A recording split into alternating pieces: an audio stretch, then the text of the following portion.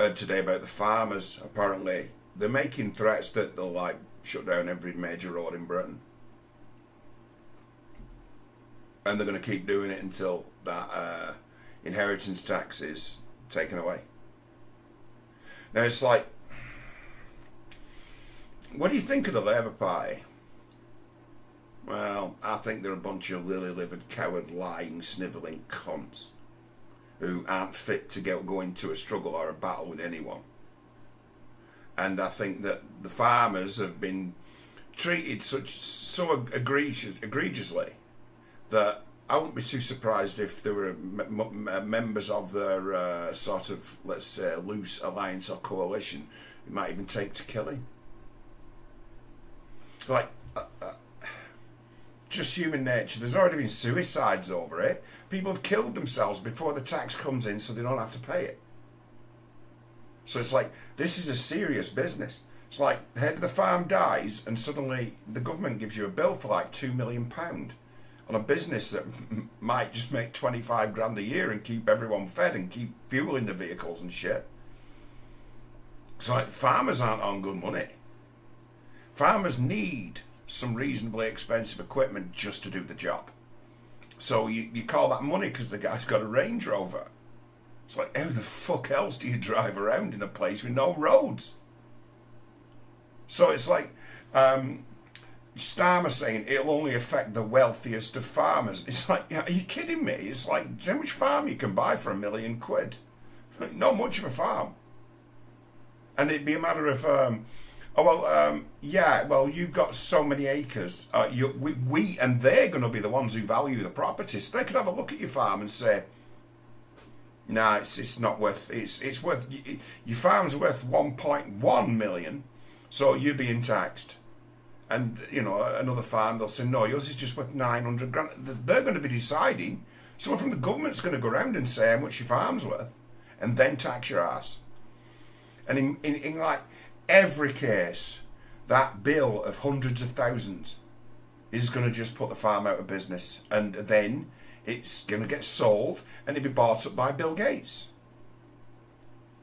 It's like this. A fortnight before the budget, who's glad-handing and going meeting the Labour government? Bill Gates. What's Bill Gates into? Buying up as much farmland as he possibly can, wherever he can get it. And he wants to cut the food supply in the world so they can say we've got a food crisis because of climate change.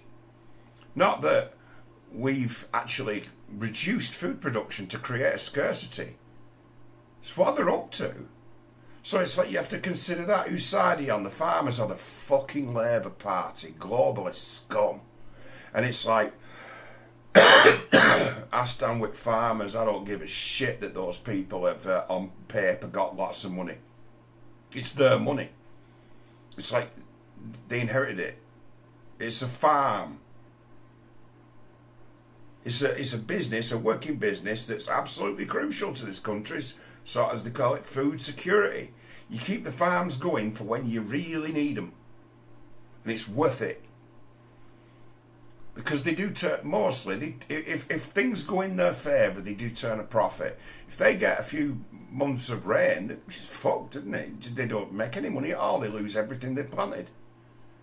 So they're in a high-risk business where they have to invest. And they take it as it comes because they've no choice. It's like you can't talk or think your way or legislate your way out of a failed crop.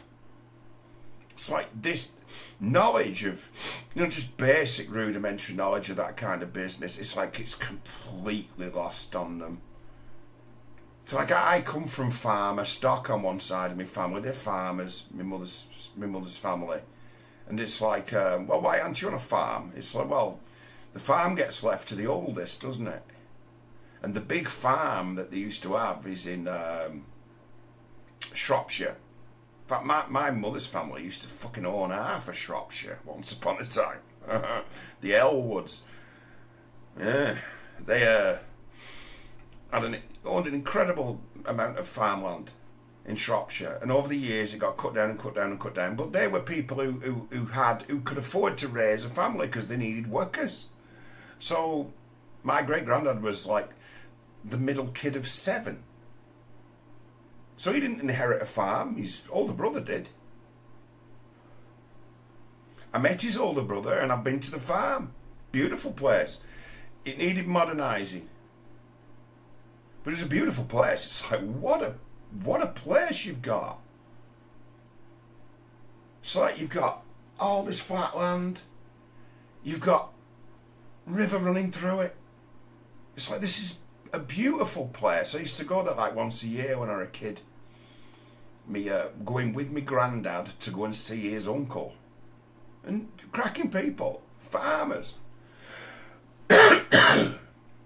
So it's like, I know something of the life they lived. They did not live a flash existence. It's like the land they were on must have been worth, millions. It's gone now. It's like it's been sold on.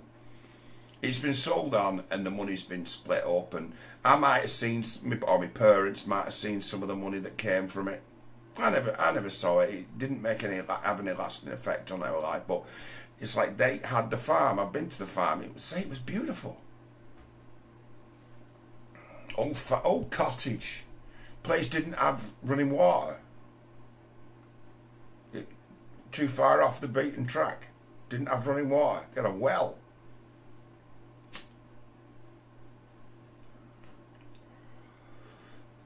If they wanted a bath, they drew the water and they boiled it up. They had a great big boiler. Filled up the great big boiler. Heated the water. And you have a bath. So that I was filling up header tanks and things like that. So it's like, they were not living in the lap of luxury. And to keep things going, he used to, when farming was, nothing to be done, planted, done, he used to make money doing, what did he used to do? Yeah, fabricating things out of sheet metal. Another family business. Engineering. He'd been fully trained in that kind of thing. There were people who were able to, build fences and gates. Build an iron gate. There's a guy, an old farm gate. My great uncle, it was a matter of, we want to buy one. Can you make us one? Yeah, I'll make you one. So he used to do that too. He used to make everybody's gates and repair everybody's gates for miles around. And that's how they eked out an existence. They were not rich. But the farm must have been worth millions nowadays. He's been dead for about 20 years now, my great uncle, at least. But if that farm thing was in place, government had picked up probably £1 million in taxation from it. Somebody had got a bill for £1 million when me and great uncle died.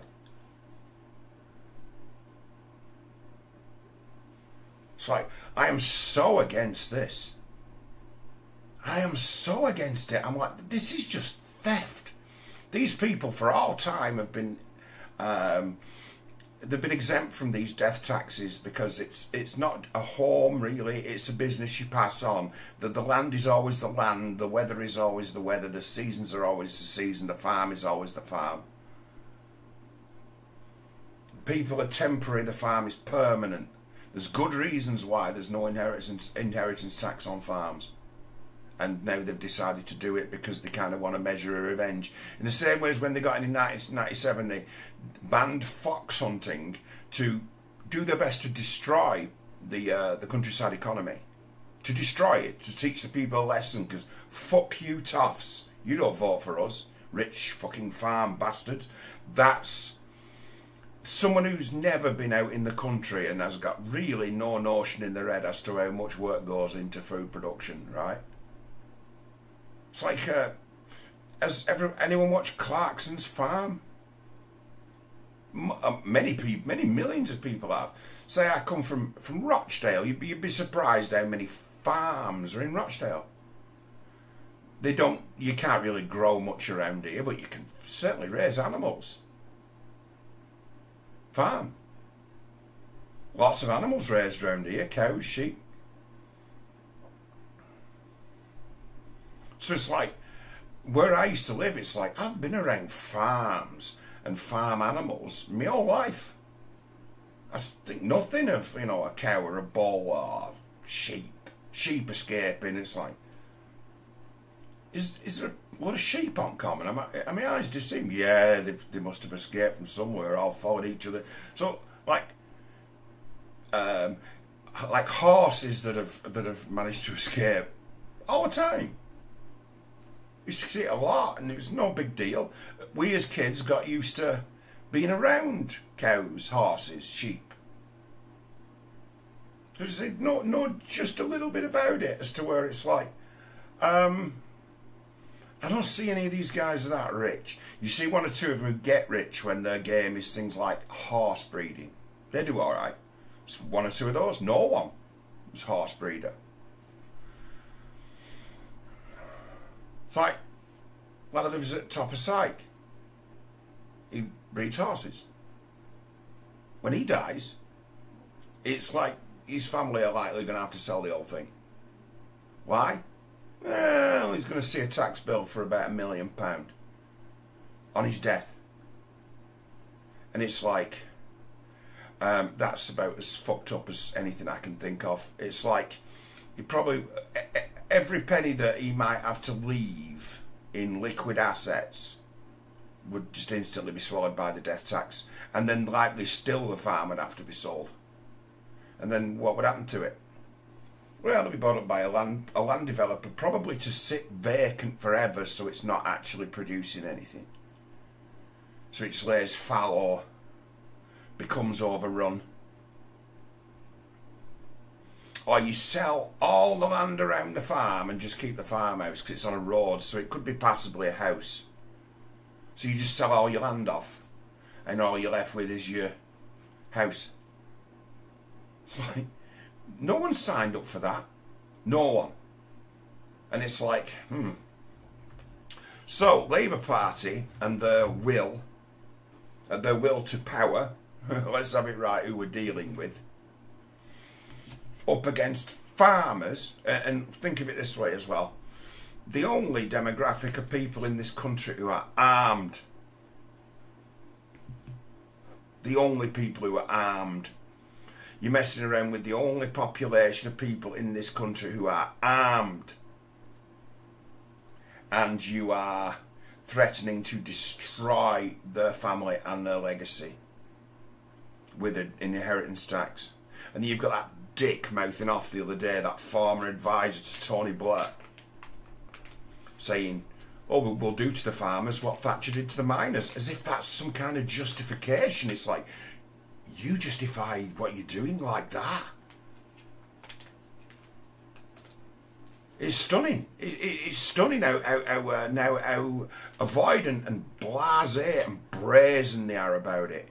We're standing our ground, and it's like, right, well, first of all, the farmers were threatening to squirt slurry all over the fucking place, give you a horrendous, disgusting and toxic mess to fucking clean up.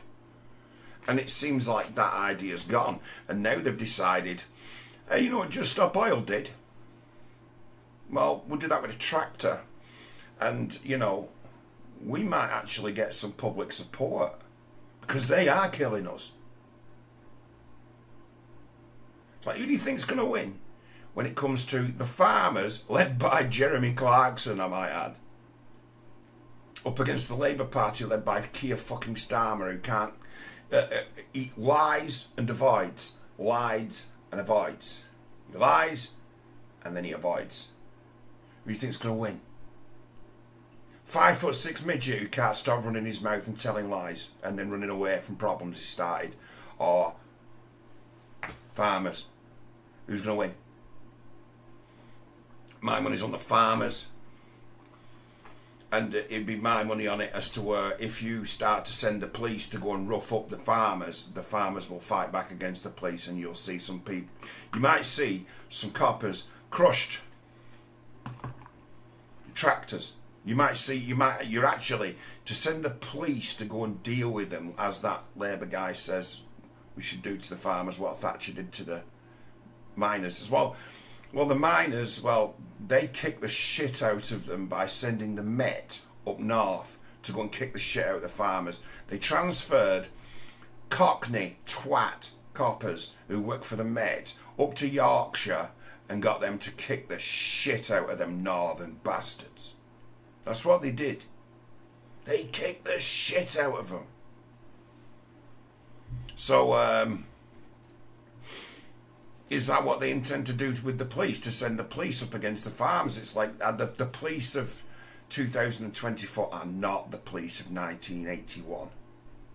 They are not the same guys. They recruited along different lines and criterias. Back in them days, you could be what you needed. The main qualification you needed to be a copper in them days was to be over 5'10", and that's it. So all the coppers were fucking big ape monsters. You see them. You see coppers at 6'4" and 6'5", and you looked at them, and it's like size 12 feet, 6'5", dirty big truncheon, Andy lad, nasty temperament, not frightened of violence. That kind of copper used to pull you up and say, "Tell you what it is, I'll give you 5 seconds and I'll break your fucking face open and no one's coming to save you." That'd be the cops talking like that. And then when you mouthed off, you'd get a punch in the face. That's what they were like 40 years ago, the cops. We had still had cops in Rochdale on duty at large who were thugs who'd kick your fucking head in. And everyone loved them and respected them. Most famous copper in Rochdale is a guy called Davenport. I used to deliver his milk. I used to know his sons. And he lived on Nuke Farm Avenue, Rochdale. Everyone knew where he lived. He was a copper who lived in... That's an unusual thing now as well. Coppers never used to... don't anymore. They don't serve in towns where they live. He did. Everyone knew where he lived. It's like, do you want to go and mess with him? No. Why? Because he'd smash you to pieces. He'd fucking half murder you. And then when he died, they had a big do of a funeral for him, where they had a funeral procession through the car through the town centre. And every criminal in the town turned up. Every criminal in the town was on one side of the street, and all the coppers were on the other. And all the criminals were out paying their respects to the hardest bastard copper that they had ever kicked their ass. Because he treated them fair when he battered them, but he treated them fair. He didn't just flip out on people. It's like he met force with force and would just smash your face. He used to have this great big handlebar moustache. And he was massive. They used to call him Sergeant Handlebars. What was his job? Perpetually at large policeman in Rochdale's main, at the time was Rochdale's main shopping centre, and you could usually see him on station in the same place all the time. You knew he was there. He was at large, and he was a big guy. You couldn't miss him. You knew the police were around. That hard bastard was the long arm of the law. He would fucking smash your teeth out if you mess with him. And that's what coppers were, and we respected them because we knew that they could kick our asses and no one would believe us. There was no police brutality or anything like that. You get it where, what happened to your face? What happened to your teeth? Oh, I mouthed off, didn't I? Davenport fucking smashed me in the face. Well, you shouldn't fuck around with him, should you? And that'd be it. You get no sympathy. If he's hammered you, you probably deserved it. And it'd always be right. You did. He didn't rough anyone up for nout. Nearest I got off him was like grabbed hold of by the ear and told to go the fuck up, go home and not to be seen round here again. And what was I guilty of? Doing a bit too much being too young and doing a bit too much lurking around the town centre not to be up to no good. And that's the way he put it to me. It's like, you live up Syke, I know your face. What are you doing down here when I know you've got no money in your pocket?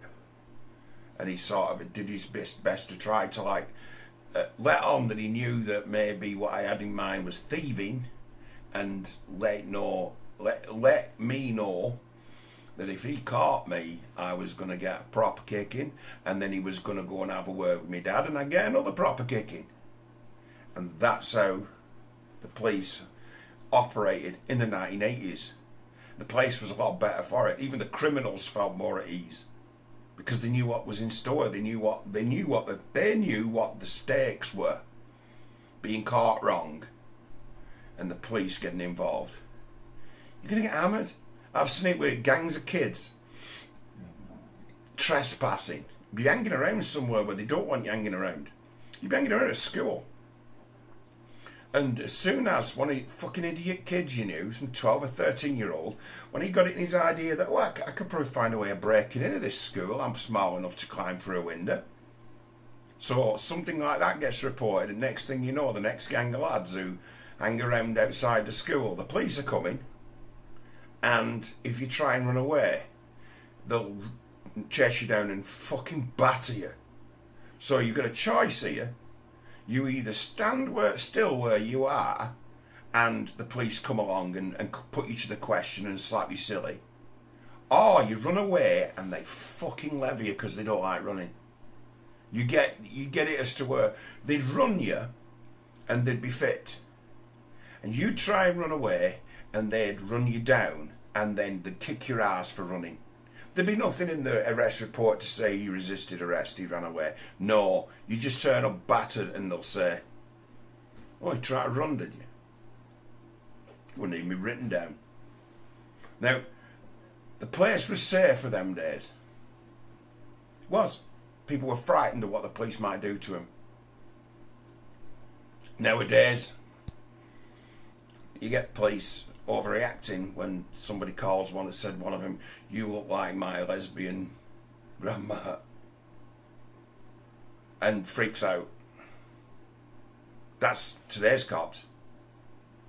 They get offended because they've got woke sensibilities, and it's the woke sensibilities and the DEI didn't earn it, which controls who gets to be a copper. So when you hear of coppers being just full-on degenerates who are doing things like selling cocaine, you can't be surprised, because you've made it wide open as to where you can just go in and say all the woke shit and suddenly you're being hired. If you tick the right boxes, you're getting in. Whereas massive sort of thug like me, or thug-looking guy, never get a look in to join the police. I thought about it. I had good references to join. And I had words, I think I've told this tale before for those who watch all my videos. I had words with my, at the time, boss's best mate, who was, he was actually a serious big copper. He was one of desk sergeants at Rochdale Station, Shawnee. He was a brilliant fella, a proper, a serious good lad.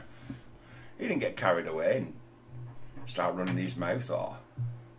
He weren't easy with his fists. He was a civilised person of good character. And he said to me, he says, John, he says, it's about 1991, 92. He says to me, he says, John, he says, you'd be probably a brilliant policeman. You've got everything. You're half smart. You can speak. You can communicate well. You know the town. You know quite a few of the people. Your face would fit. You do a good job, but it's like, but that doesn't exist anymore. It's like guys like you, the police are now getting rid of. It's like, it's not the job for you. And it's like, why? It's like, because it's not what you imagine that it is from your experience of the police.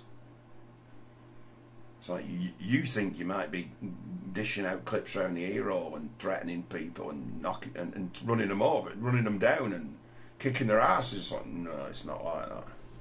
Not anymore. It's now mostly about the paperwork and actually being seen to be doing, which is, it makes you a kind of you're almost like police have become well, he would, as he was telling me then, how it manifests. The police become more like thieves, become more like opportunists looking for easy chances. It's not for you. You don't want to be a cop. But he taught me out of it.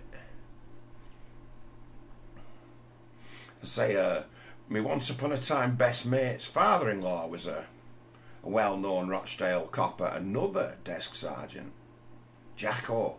He was a brilliant fella. I really liked Peter. He was.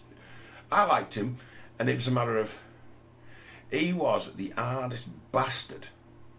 And if you were locked up in the cells in Rochdale and you started to make some kind of fuss, you get him coming in to smash you in the face and say, "Shut the fuck up." He was a hard bastard who knew every criminal in Rochdale because he banged them all up. He banged everybody up. He knew who everyone was. Nobody could escape from him. And then nobody could escape from him telling everybody what you'd done. They were the police, right? Now, I'd fancy those guys if it came to the crunch against practically anyone. I mean, shit, you could have been invaded by like a terror cell that went on the rampage, armed even. You know, like some kind of like guys in pickup trucks with guns turned up and did an Invasion USA on your town. It's like you want to see that movie. It's not bad, but they do an Invasion USA on your town. And I'd still back the Rochdale Police Force as then to win. To like just go in and kick everyone's ass with truncheons out, bang, bang, bang. I mean, they would frighten you to death. They'd get in the place and they'd just beat the shit out of the lot of you. It wouldn't matter in the end of the day if you were armed, because when you're armed, suddenly the cops are armed too, aren't they? I'd fancy them against anyone. They would fucking do you in. But now, no. They're not even here. There's not even a police station in Rochdale. The one that got protested, as I told, I tried to tell the world on that Twitter when people were making a fuss about all those Pakistani lads who were protesting outside the police station, and said, it's not a real police station. People are like, what? There's lights on and everything. It's like, yeah, I know, and it's empty. It's like the front of the building's quite clean because it's a shop front. It's like a great big advert for the police. All you can do there is go and sign on if you're on bail. There's one person stationed there, and it's I think it shuts at 10 o'clock at night as well now. It used to be that the one person was on duty 24 hours a day, but I think it shuts at 10 now. So there's just no one there. It's empty. And all there is likely to be in there is just a couple of basic security guards and possibly a cleaner or two. Because all it actually keeps open is a couple of offices at the front where they deal with all the paperwork, but it's a matter of, well, most of it is computerised these days. It doesn't have to be anyone on duty. The most people I've seen in that place, because over the last few years I've had to go to the police station for one reason or another. None of them what I've done. It's, you know, inquiries and shit. Most people I've ever seen on duty in there. So, no cells. No. You know, no officers on duty, no locker rooms, no canteens, nothing. The back of Rochdale Police Station is like a crumbling concrete wreck from the 1960s, but the front of it's quite clean. It looks like a police station, but it's an empty building. Our local police station that's manned is in Collyhurst, right? Let's just get you the... I was showing people maps, you know, when they were saying, police station under siege. I'm like, no, I was showing people maps. It's like you go to the website for Greater Manchester Police and it tells you where your local police station is. And it's like, it's in Collyhurst. So it's like Rochdale Police Station. Distance. Yeah, just Google's great these days. To Collyhurst Police Station. Is it? Will Google, with its AI assistance, be able to give me a straight answer for that? It says find a police force, find a police station. No, it's not playing ball. I thought it might. If I flip up an AI, it'll tell me. or I'll just do it on Google. I'm gonna make the case here about where Rochdale hasn't got a police station. Let's get Google Maps going. I'm not showing it yet. I'll just tell you. I'll just get the figure as to how far my local police station is that's manned. Right, Google Maps.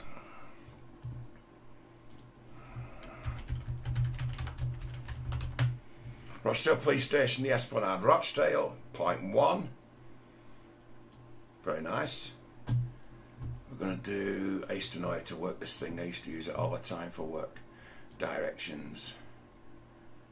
Colliers Police Station.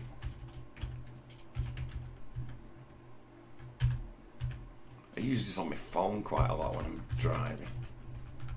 Google Maps put every single provider of sat-nav equipment out of work, didn't it?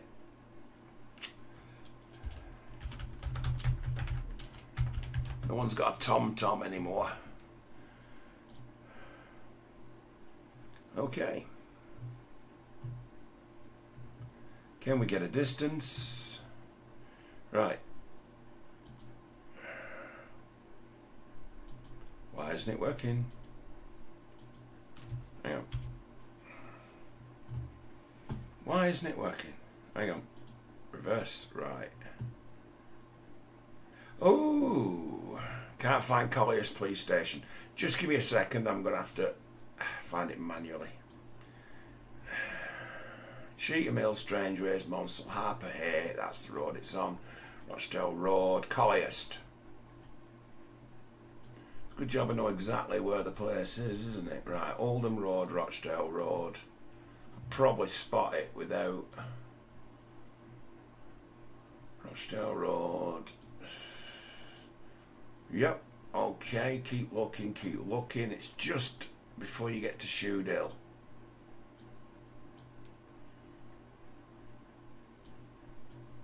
Maybe I should put Colliers Police Divisional Headquarters and...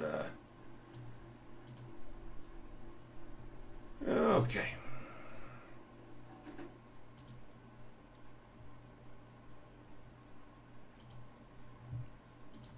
I want to get a precise distance.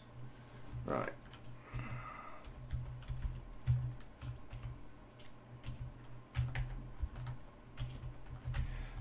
Divisional headquarters. Try that.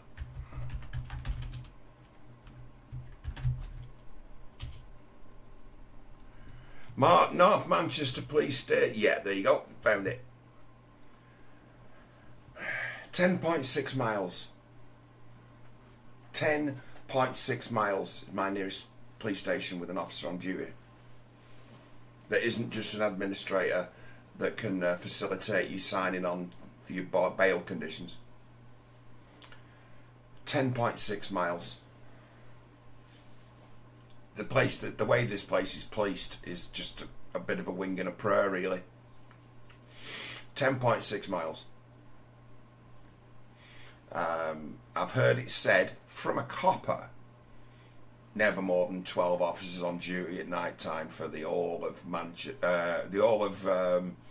Oldham and Rochdale. No more than 12. Who told me that? Jacko, copper. No more than 12. It's just a non-entity. They don't really exist. And the only way anyone ever gets in any trouble is if someone grasses them. So if no one grasses you, you can do anything and nothing will ever happen. Shit, we had it not long ago where a death was ruled as a suicide once. The guy cut his own leg off. This guy who'd been mutilated, murdered. And suicide, ruled as suicide. There no leads as to who did it.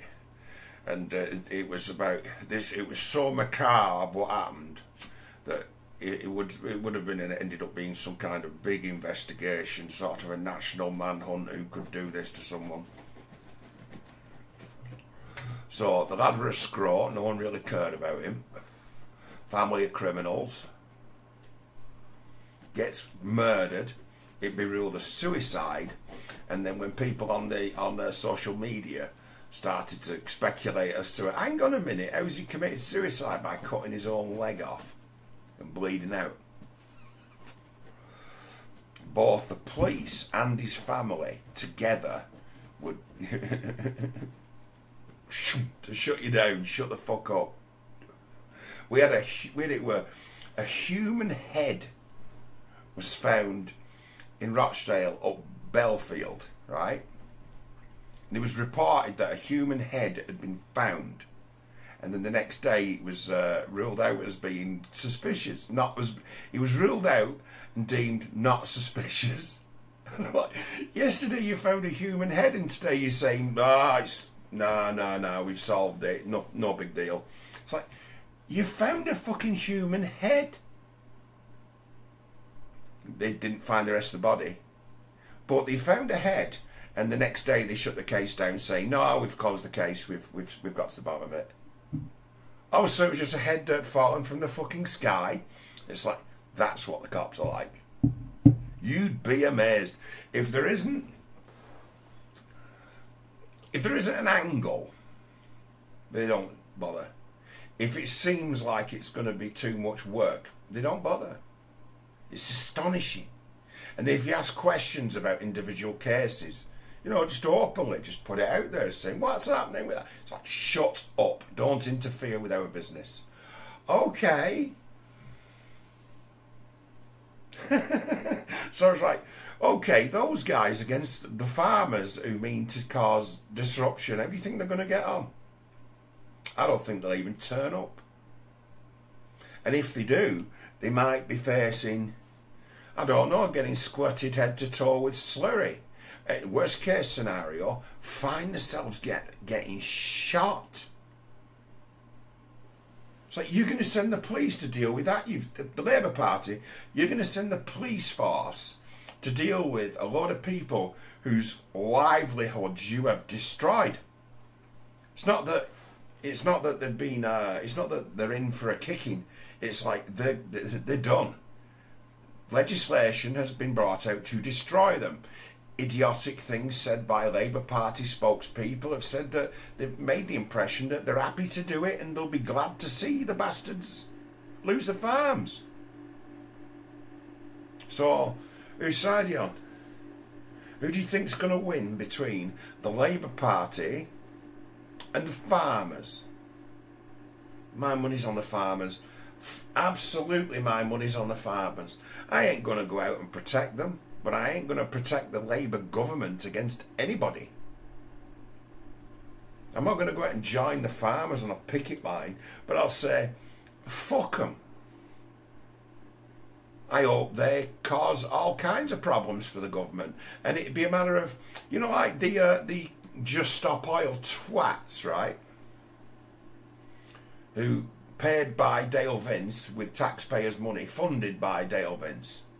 He takes a massive subsidy off the government of about £120 million a year for his green energy, and then puts like 250 grand into Just Stop Oil to go and do civil disobedience.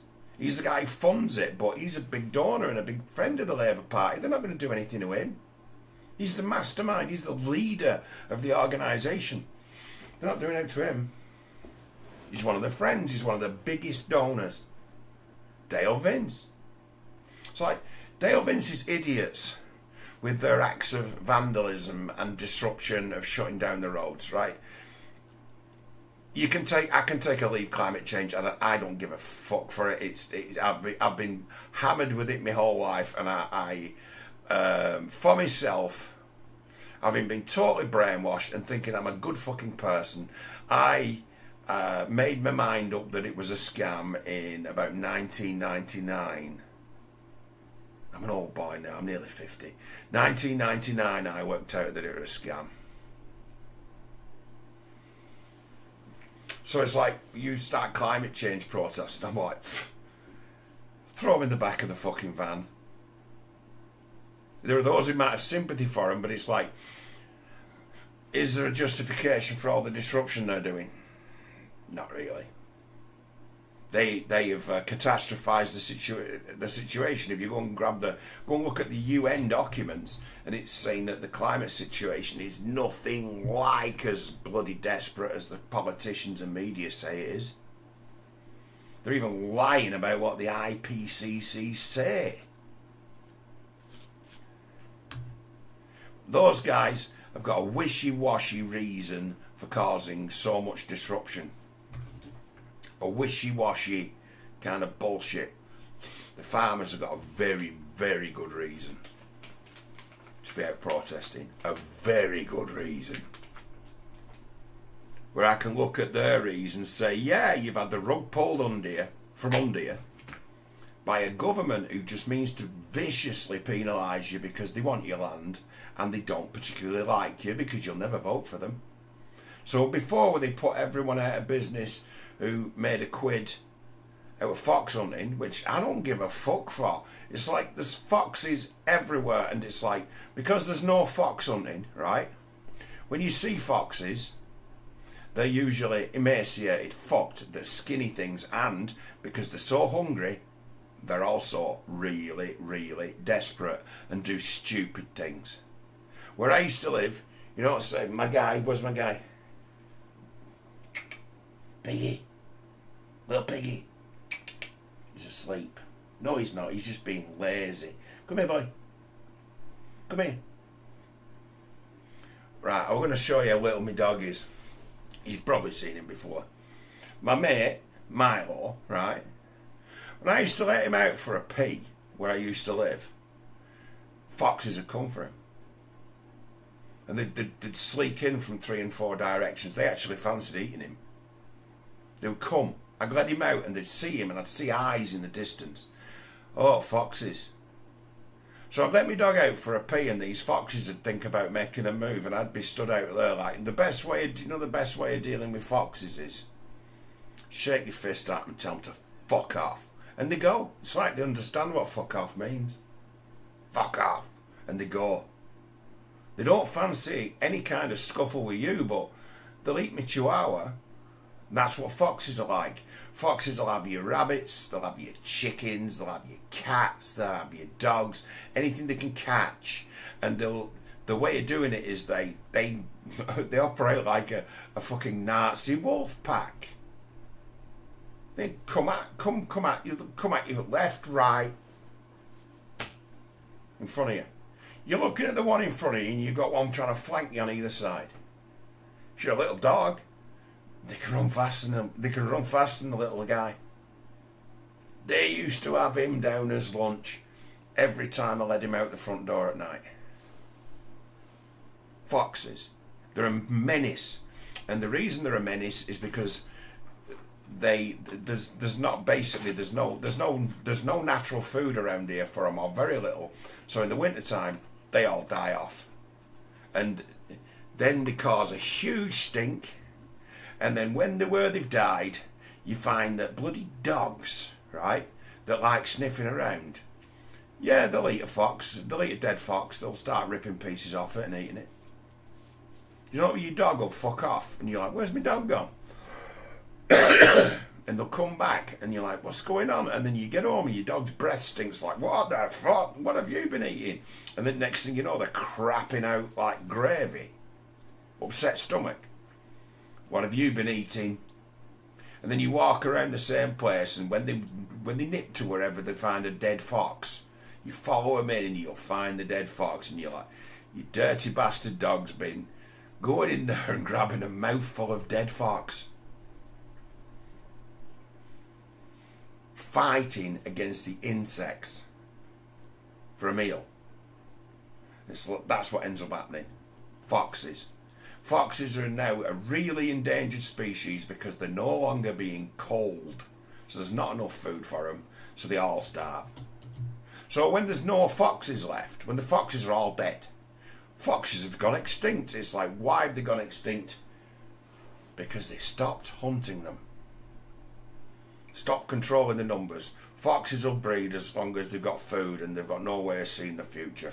As long as they have got enough food that day, they will breed.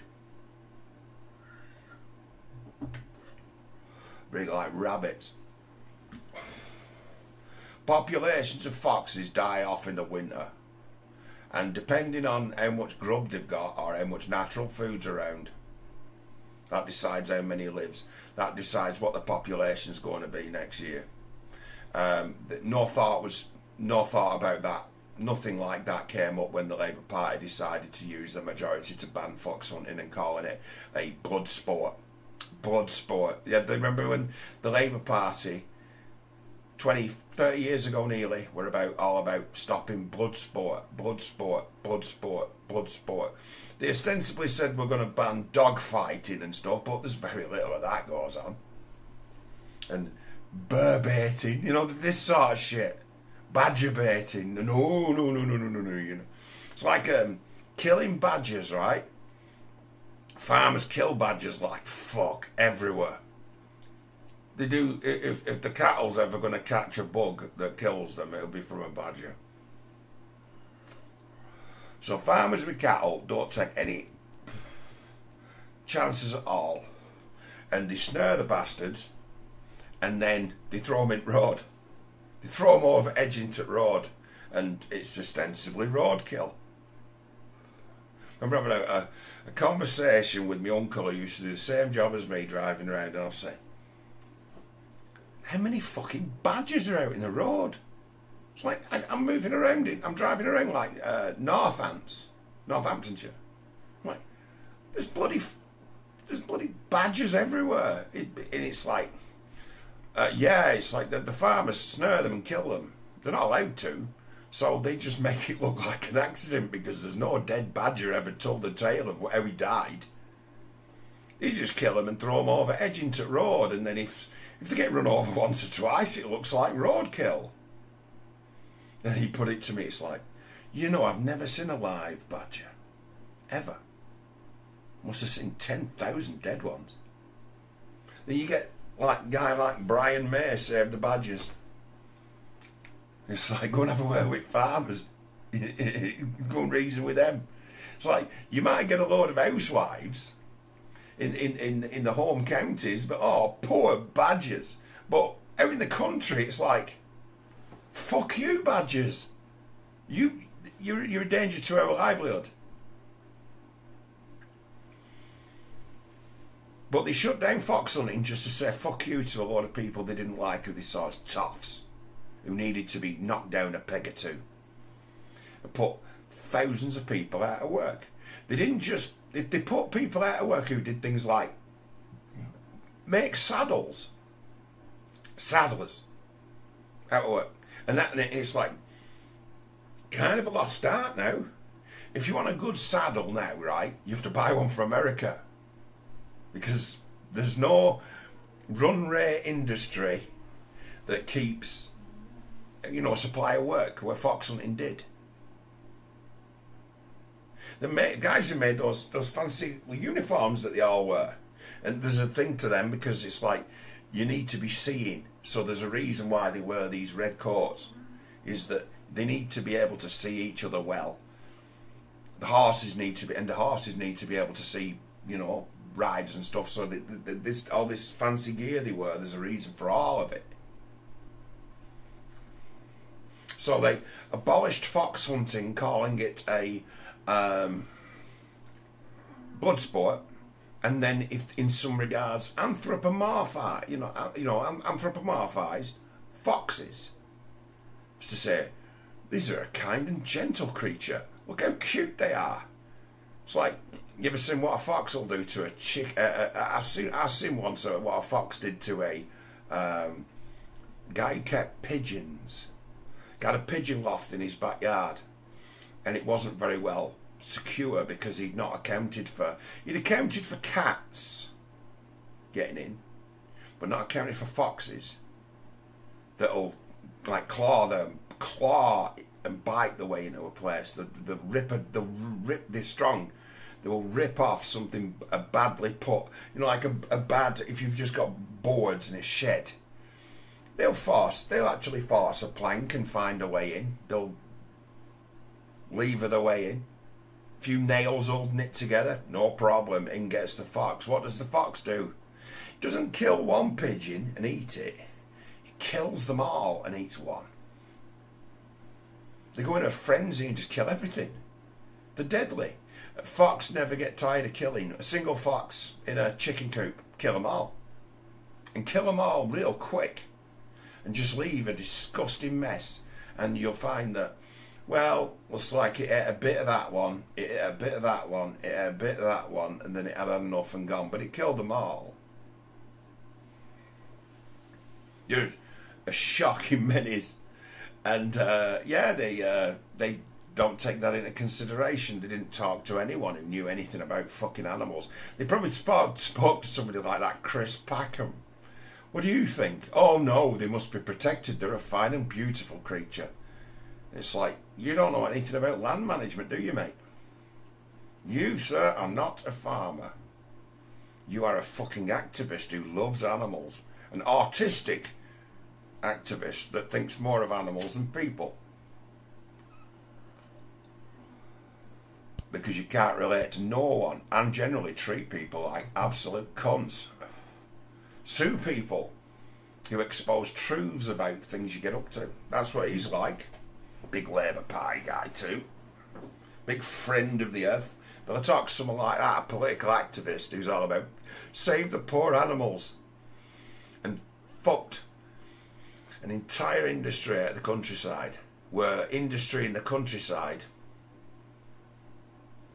I used to know a guy, I still know him. I think he's still a mate. I've still got him as a friend on Facebook. He's probably, I ain't seen him post for a bit. I don't know, a lad called Tom Course. He's a good guy. Met him twice. He was a boyfriend of a friend of mine off Facebook who, when I used to travel driving around, you know, for a job, I made friends with a woman on Facebook who's a lovely woman, upper class, privately educated, but found herself like living like a gypsy. One of these off-the-grid people. And I was dropping a car off one day that put me right past where she was staying at the time, and I'm like, I'll come and visit you. And I met her boyfriend. And he found me, for being someone who can talk and knew a thing or two, incredibly impressive. It's like, shit, you know things. Like, yep. And he was surprised, almost astounded as to how much I knew about things. To ask a question and be like, well, I know something about that. And he was saying, you're a talented man, John. And I'm like, no, you are. What do you do? And it's like, this was a guy who also lived off the grid. And he lived in a big caravan on a plot of land that he'd, I think, bought. And he had about 3 horses, something like 8 or 9 dogs. And you'd see him put his hand in his pocket and pull out a couple of £1,000, 20, something like that. And he have loads of stashes like that. Doesn't bother with banks, doesn't bother with checks, everything's done in cash. What does he do? He makes fabulous money. He reckoned he used to make £450 a day. And that'd be 10 years ago. 450 a day he used to make. What was he doing? Oh, same as my great uncle. He was fabricating things out of metal for the farms. Most things on farm need to be custom made. He was custom making. So this was a guy who could weld, prefabricate anything out of metal, arc weld, oxygen acetylene weld, could make anything. The guy would make a bicycle, you know what I mean? He was a precision metal guy, but he was also good with a shovel. One way or another, he used to make £450 a day for his labour in the countryside. And it's like, good money to be made if you can find business from those people with the niche things that they need. Man with a shovel's always useful. Certain places you need to dig an hole or do something where you can't get you can't get a vehicle down there to do it, so you have to send a man with a shovel. And there's so few men with shovels in the world these days that the man with the shovel can now, in essence, make an absolute fortune. There's I call him a friend of mine because I actually like him, but he used to be a client of mine. What's he called? Just find the guy. Yeah, Chris. right? Chris lives in Toronto, right? And I spoke to him a couple of weeks ago, and he's like this kind of guy too. Chris is a carpenter, and he's really good. You know, he's one of these guys who can carve things, carves things, can build things, assemble. He can just build anything for you out of wood. And he was living in what I would say is the worst flat I've ever seen anyone live in. And it's like his whole flat was no bigger than my living room. And the place was just full of his stuff. So he's got bookshelves full of stuff. He's got tools everywhere. And I'm like, what have you found yourself? What have you found yourself living, mate? It's like, and I'm like, you must be living in the cheapest apartment in Toronto. He said, yeah, I am. And he says, and what are you? He says, I am right in the centre of the city. I'm in a place, you know, I'm right in the middle of the place. It's like where I live is small and it's relatively cheap. But it's the worst flat in Toronto, but it's right in the middle of Toronto. And it means that he can find an incredible amount of work as a carpenter. He's the only one there. He's the only one who's around and available. He's the guy who you can get to do the job, who gets carpentry work to do in the centre of Toronto, who's walking to his job. He ain't stupid. His parents were like television executives. Nice guy, Chris. I like Chris. He's about 60 now, but he's one of them people who's had one of the great advantages in life of has one of the finest smiles you'll ever see on anyone. He's one of them people who can just light the place up with this huge, silly smile. Nice guy. And it's like he's a odd jobbing carpenter. Bet he's not bothering paying any tax or anything like that. Making himself a good life by selling his labour. Found himself a niche. Side thing. But say countryside economies at that, there's no useless parts. Those guys are not paying you money for nothing. They can do it themselves. But if they need work doing, they're willing to pay for it, and they understand that you're travelling out of town into the country to work for them, and there's a premium. They're used to paying proper money for people to do work. They're used to paying extra because you're having to bring materials 20 miles to do a job. They're used to that. So it's like that economy of sort of farm support is massive.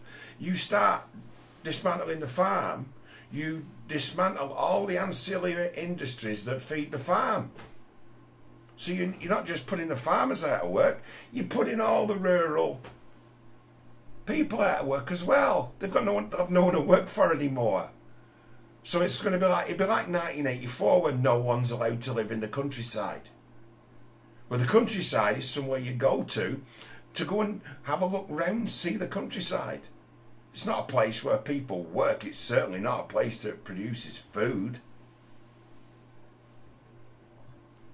It's like halfway between, what they appear to have in mind is halfway between, in fact it's both 1984 and Brave New World. Brave New World is, people used to eat filthy things that grew in out of the ground. Well, they had lessons, don't they, in Brave New World of nature aversity, where they'd be conditioned to detest nature.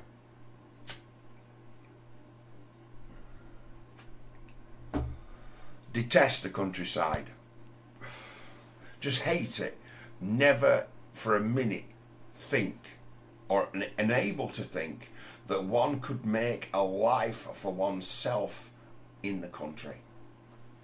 That one could grow one's own food, raise one's own animals, and have yourself a family and put them all to work at harvest time. I got a cousin-in-law who owns a massive farm in Australia, or he doesn't own it. His father does. But instead of having them all working on the farm, what they've done is they've just made, as his family have got bigger, they've just bought up and cultivated more and more land. So Luke's farm is massive. Like, whoa, like how big? They're like, oh, it's like fucking something like 50, 60 square mile.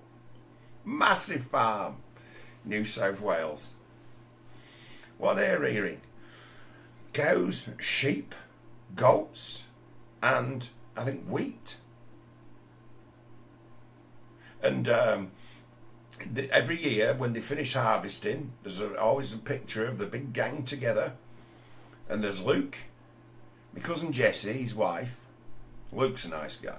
Met Luke when he came over to this country about 3 or 4 years ago. I met Luke. Luke is brilliant because he's a practical man. I like practical men. I'm a practical man myself, and he was a practical man. So it's like anything that's superfluous, anything that doesn't matter, he doesn't give a fuck about. It has to matter for him to even raise an eye. So he's as based as anyone you'll ever come across, and it's like, he's got 8 kids. Luke and Jessie, they've got 8 kids.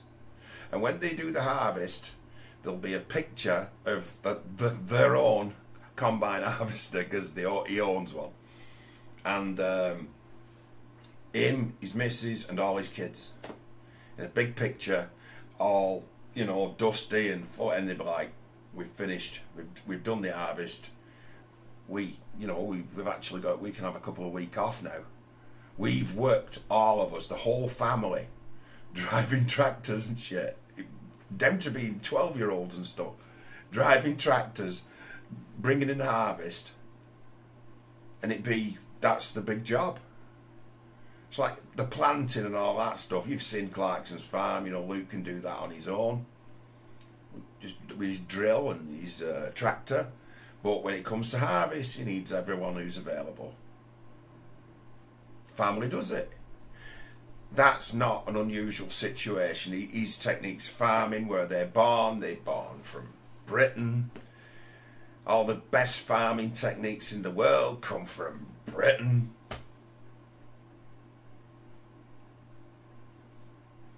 Is Luke rich? No. The land's worth a lot of money. Is he rich? No.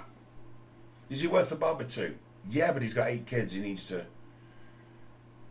has a lot of expenses because he's got 8 kids. What a good life he has. What a nutter he is. He went to he stayed over here because it was cheaper for him, because he were having back surgery in Germany. And just the way that it was costing him a lot of money, he was paying for a lot of money for this back surgery. And he was a farmer, and it's a matter of, he was in a lot of pain at work, and it was making it so he was really struggling with the work. He weren't having any time off with his fucked up back. He was still working, but it was hard for him. He wasn't always available. You know, he'd have bad mornings where he couldn't get out of bed and stuff like that. And he went to have it done private, and he went to Munich. But the cheapest way of doing it was for him to fly, just the nature of where the planes go, then the right price was to come to England, and then fly into Manchester, stay at my mum and dad's house for about 4 or 5 days, and then get on a plane from Manchester to Munich. And he worked it out so it went cheapest, and part of the cheapest way of doing it was staying at my parents' house for about 4 or 5 days. Fine man, lovely guy to meet. A big, honest Aussie, a sheep shearing sort of guy. You know, it's like a guy with a hat with corks and cold beer. But he had his back done. He had a serious back job. And you think it's something like 8 months later, there's a picture of him on Facebook, back in his Aussie Rules uniform, playing footy again. And it's like, I'm like, are you mad? Like, no, that's most of the reason why he got his back fixed, so he could go and play footy again. His daughter's she'd be about 16 or 17 now, but when I was last informed, one of his daughters, who'd be my second cousin of mine, is a stunning middle order batsman, cricketer, like a really, really good middle order batsman. And her brothers are all Aussie rules footballers. So you get it where the youngest of his sons and him in the photo. Part of why I got my back fixed is so I could play footy with my sons. Like, what a guy that is! What a life he has. Well, what comes first is, I'm not letting things get in my way. I'm not letting things mess my life up. I'm going to go away. I'm going to get my back fixed, and I'm going back playing footy. I want to have the choice. Did it? That's a farmer. It's like these people take it as it comes. They're brilliant people. Brilliant people. And it's like the British government's decided to fuck them and destroy their lives. Whose side are you on? Who do you think's going to win? Who do you think's going to win between Jeremy Clarkson and Keir Starmer? And you got guys like my cousin Luke in Australia. How you think he might go on if the government over there says, right, we've decided, because the whole thing of being under the name of his father, where it's all been broken into, but it's all been broken into parts amongst the sons. They've got their own sort of territory, and then they help each other when they need to. So they're running a massive farm, him and like 4 brothers. When his dad dies, and the Aussies have decided to put this inheritance rule in, they would lose the farm. It'd send their economy over the edge, and they would lose the farm. They'd have to sell it. Bill Gates be, all right, let's take all this farmland out of commission, shall we? Australia would never do that, because why? They'd never be able to enforce it. Like, what the fuck are you going to do? It's like, they'd be like, well, the nearest police station is 55 miles away. Maybe more. Them guys don't think anything of driving 100 miles to go to work. No. Be a completely empty road. Whoosh. Hit the road. You know, if you do 100 mile an hour for an hour, you will travel 100 mile. And that's what life's like out in the countryside in Australia. Roads are a bit better than ours. Wider. Newer. Our country roads are pieces of shit. Our country roads are too narrow. You get stuck behind a large vehicle, and you're going to be stuck behind that large vehicle most of the day until you find a place to pass it. And finding a place to pass it is like sticking your fucking life in your hands. You can't see what that guy in front of you can see. You don't know what's going down the other direction. You find yourself in a, you know, you set off to overtake, and then suddenly you're braking and tucking back in because there's something going to hit your head on. It's like that, the countryside. That Clarkson's farm that's in Chipping Norton. I used to go there quite often. There's a car yard there, Chipping Norton. Nice enough place. That road that Clarkson's farm's on, been down that a couple of times. I actually, when they more of that they showed, where they started to show like drone footage and stuff like that, aerial shots of the place. I actually pictured it, and I'm like, oh shit, I know where that is. I've been there. Yeah, I knew I'd been a Chipping Norton, man. I just couldn't place the road where is Clarkson's farm in relation to, because it is actually on a main road. And it's like, oh shit, yeah, that is the main road in and out of Chipping Norton. You wouldn't know that farm was there because it's just hedgerows, but the gate, when they were doing the gate, it's like, I know that gate, I've driven past that, and yeah, it's Clarkson's farm. But that part of the world, it's all farmland. Certain parts of this country are just farms as far as the fucking eyes can see. Certain counties, Northamptonshire, Herefordshire, Lincolnshire, Anglia, just every bit agriculture. Best farmland in the country. It's like, you're telling me that those farms are like, oh, it's not going to affect really anyone. It's over £1 million. It's like £1 million to buy you nothing in that part of the world. That's the most fertile land in this entire country. That's the land that in medieval times people used to invade this country to take. People from the Vikings and the like. They kept them when they discovered this place. You might have seen the TV show. It's true enough. Compared to Norway and Denmark, England is like the Garden of Eden for agriculture. They're used to a much tougher life and having to grow some right crap, hardy shit like barley and stuff like that. Having to eat crap like that with very little nutritional value. Shit crops that you used to feed animals with. Well, that's most of what they could grow. Come to England. What, formerly Wessex. It's like that's some of the best farmland in Europe. England's a blessed place for having good farmland. It's got shit for farmland, certain parts of it, but it's like most of the west of Britain is good farmland because it's flat, open spaces,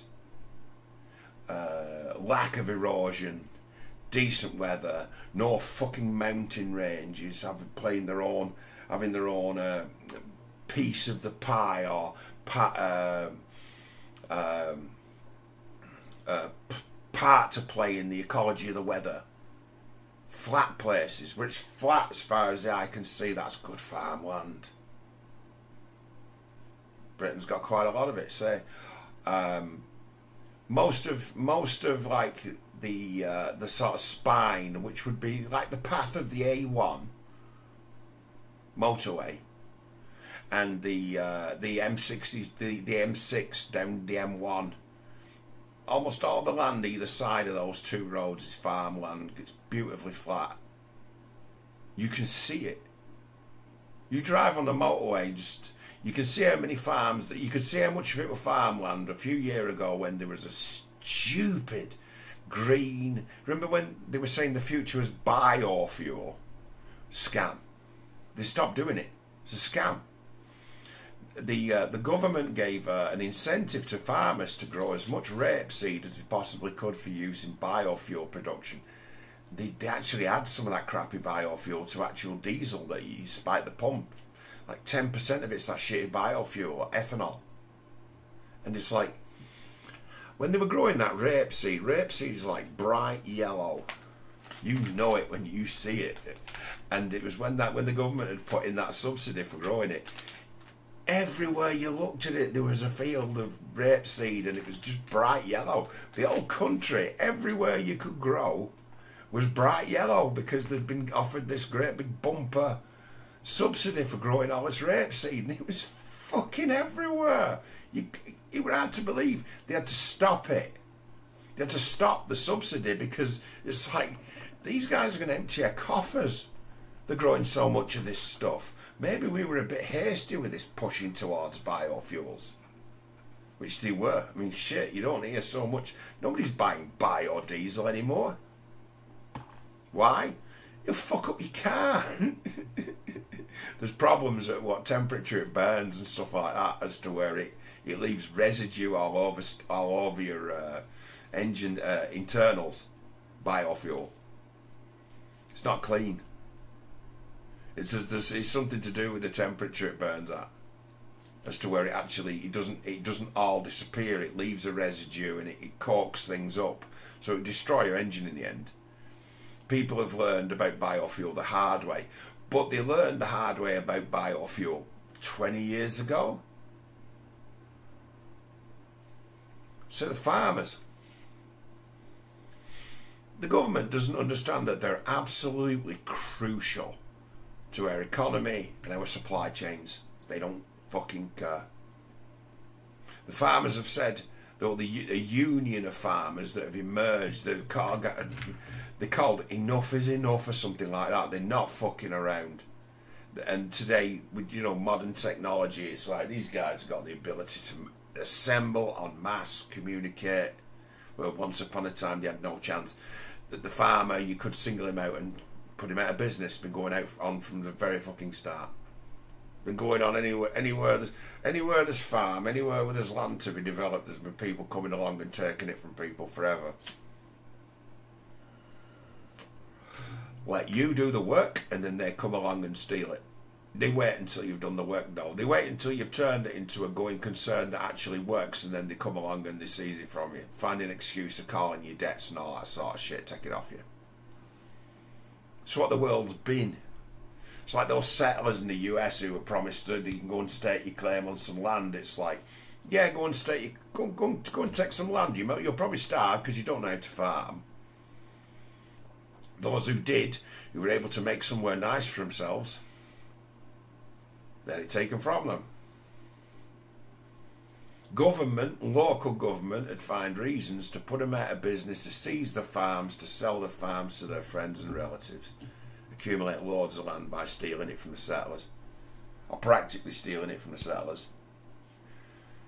We're seeing our own version of that now in Britain. It's a disgrace. Whose side are you on? Who do you think's going to win? My money's on a farmer. And that's from someone who's shit. It's like my mother's family have been farmers since they arrived in this country. But they arrived in this country with money. What are we talking? Certain legs at family. 600 a year. On the other side of family, my felt relatives in Australia. And between them have got a few farms. My Auntie Antoinette has got a farm. She used to share with my Uncle Fred. What do they do on that farm? They breed horses. But they also work.